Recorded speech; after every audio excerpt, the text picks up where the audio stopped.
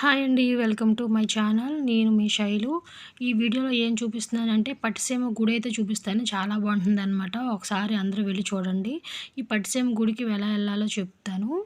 పట్టిసీమ ఊరికి రాజమండ్రి నుంచి బస్సులు అయితే ఉంటాయండి. ఆర్టీసీ బస్సులు, పల్లె వెలుగులు. ఇదైతే ఇక్కడ కాకినాడ నుంచి వచ్చినాయి అన్నమాట. ఈ బస్సులు ఇవి ప్రత్యేకంగా వీటిని బుక్ చేసుకున్నారు. ఇక్కడ పట్టిసీమలోని గీతాపారాయణం చేయడం కోసం కాకినాడ నుంచి కొంతమంది ఆడవాళ్ళు అయితే బస్సులు బుక్ చేసుకొని కాకినాడ నుంచి బయలుదేరారు. ఆ గీతా పారాయణం చేయడం కోసం ప్రత్యేకంగా కాకినాడ నుంచి అయితే పట్టిసీమ వచ్చారు. ఇది దారి ఏంటంటే అక్కడి నుంచి అది బస్సులకి వస్తూ ఉంటాయి అన్నమాట. ఆ దారి చూపిస్తున్నాను. ఆర్టీసీలోని అవైలబుల్గా ఉంటాయి. బస్సులు బుక్ చేసుకోవచ్చు. లేదంటే రాజమండ్రి నుంచి అయితే మీకు దగ్గరగా ఉంటుందని చెప్తున్నాను, రాజమండ్రి అని. సో రాజమండ్రి నుంచి బస్సులు ఉంటాయి. పోలవరం వెళ్ళి రాజమండ్రి నుంచి పోలవరం వెళ్ళే బస్సు ఎక్కితే అక్కడ పట్టిసీమలో దిగచ్చు. ఇక్కడ చూపిస్తున్నాను కదా, ఈ గుడి పట్టిసీమలో గుడి ఏంటంటే స్పెషల్ గోదావరి మధ్యలో అయితే ఉంటుందన్నమాట. గుడి చుట్టూ గోదావరి ఉంటుంది, మధ్యలో అయితే గుడి ఉంటుంది. మా నాన్నగారు ఏపీఎస్ఆర్టీసీలోని డ్రైవర్గా జాబ్ చేస్తున్నారు. సో మా నాన్నగారు ఆ బస్సులో అయితే తీసుకొని వెళ్ళారు. అందుకని మా నాన్నగారు షూట్ చేశారు. అక్కడ వీడియోస్ అన్నీ మీకు చూపించడం కోసం నేనైతే వాయిస్ ఓవర్ ఇస్తున్నాను. సో అలాగ పడవల మీద అయితే మనం వెళ్ళాలి. గుడికి మధ్యలో ఉంటుంది కాబట్టి కనిపిస్తుంది చూసారా దూరంగా, అదే పట్టిసీమ గుడి. వీరభద్రుడి స్వామి గుడి అనమాట. అలాగే శివుడి గుడి కూడా చాలా ఫేమస్ అనమాట. గుడి అయితే చాలా బాగుంటుంది.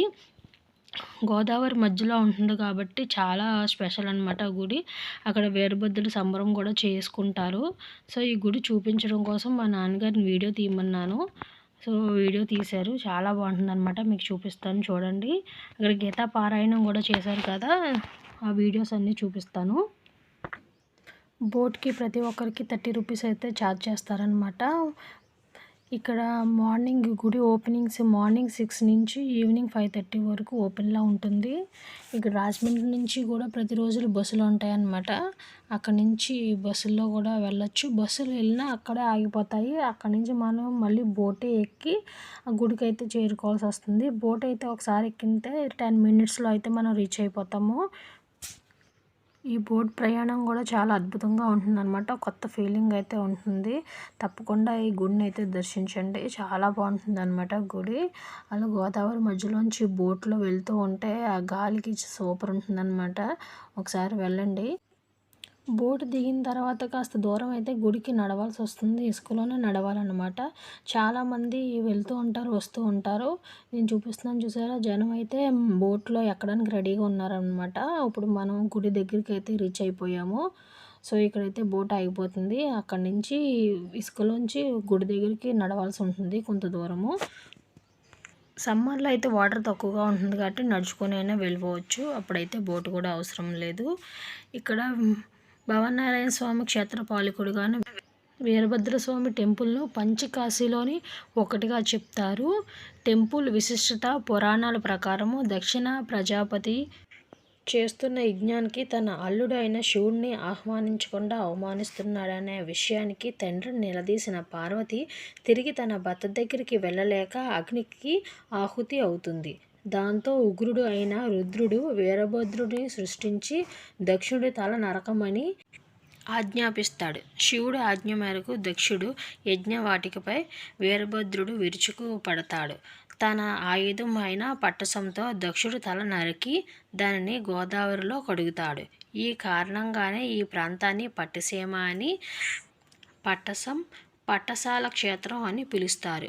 దక్షుడు తల నరికిన వీరభద్రుడు ఆవేశం చల్లారక దేవకోట పర్వతంపై ప్రళయ తాండవం చేస్తాడు. ఆ సమయంలో తన త్రిశూలం నేలకు గుచ్చుకోవడంతో ఆ గుండం నుండి భద్రకాళి ఆవిర్భవించింది. దక్షుడు తల నరకడానికి ముందు వీరభద్రుడిని నిలువరించడానికి భవనారాయణ స్వామి ఒక చక్రాన్ని ఆయుధంగా ప్రయోగిస్తాడు. అయితే ఆ చక్రాన్ని నోటితో కరిచి నమిలి మింగేస్తాడు. దానితోని ఆ స్వామిని శ్రీ భవన్నారాయణుడు సహస్ర కమలాలతో పూజించి శాంతింపచేయడానికి ప్రయత్నిస్తాడు. అయితే ప్రతిసారి ఒక కమలం తక్కువ అవడంతోనే తన వామనేత్రాన్ని ఒక కమలంగా భావించి సమర్పించాడు అంటారు. ఈ సందర్భంలోనే భవనారాయణుడు వీరభద్రునికి తిరిగి చక్రం ఇచ్చినట్లుగా స్థల పురాణం చెబుతుంది. వీరభద్రుని యొక్క భీకర రౌద్ర నాట్యాన్ని ఆపడానికి దేవతల కోరిక మేరకు అక్కడికి వచ్చిన అగస్త్య మహర్షి వీరభద్రుణ్ణి వెనుక నుండి గట్టిగా పట్టుకున్నాడు. అప్పుడు వీరభద్రుని ఆవేశం చల్లారి అప్పుడు లింగ రూపంలోని దేవకోట పర్వతం మీద భద్రకాళి సమేతంగా వెలిశాడు. ఈ గుడిలోనే మనం చూస్తున్నట్టయితే పైన గోశాల కూడా కనిపిస్తుంది. అక్కడ ఆవుల్ని కూడా పెంచుతున్నారన్నమాట. మనకు చూడవచ్చు క్లియర్గాని.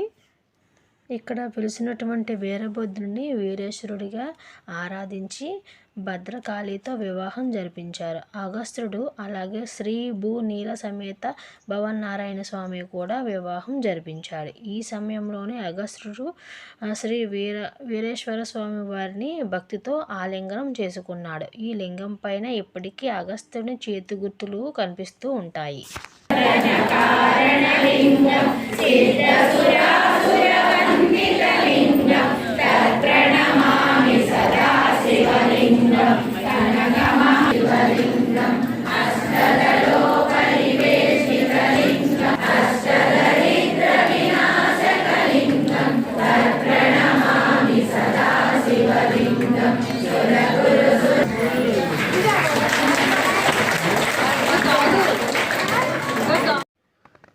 శ్రీరాముని అనుగ్రహం కోసం జాంబవంతుడు ఈ పర్వతం పైన తపస్సు చేశాడని ప్రతీతి. ఇక్కడ అనిస్త్రీ పునిస్త్రీ అని సంతానాన్ని ప్రసాదించే దేవతలు కూడా ఇక్కడ పూజలు అందుకుంటూ ఉంటారు. ప్రతి సంవత్సరం ఇక్కడ శివరాత్రికి 5 రోజులు బ్రహ్మాండంగా ఉత్సవాలు అయితే జరుగుతాయి. వేలాది మంది అలా లక్షలాది మంది భక్తులు అయితే ఇక్కడికి వస్తారు ఈ గుడి చూడడానికి. గుడి అయితే మాత్రం చాలా బాగుంటుంది. ఎవరైనా వెళ్ళలేకపోతే ఇప్పుడైనా వెళ్ళి చూడండి. మీకు ఈ వీడియో నచ్చినట్లయితే లైక్ చేయండి, షేర్ చేయండి, సబ్స్క్రైబ్ చేయడం మాత్రం మర్చిపోకండి.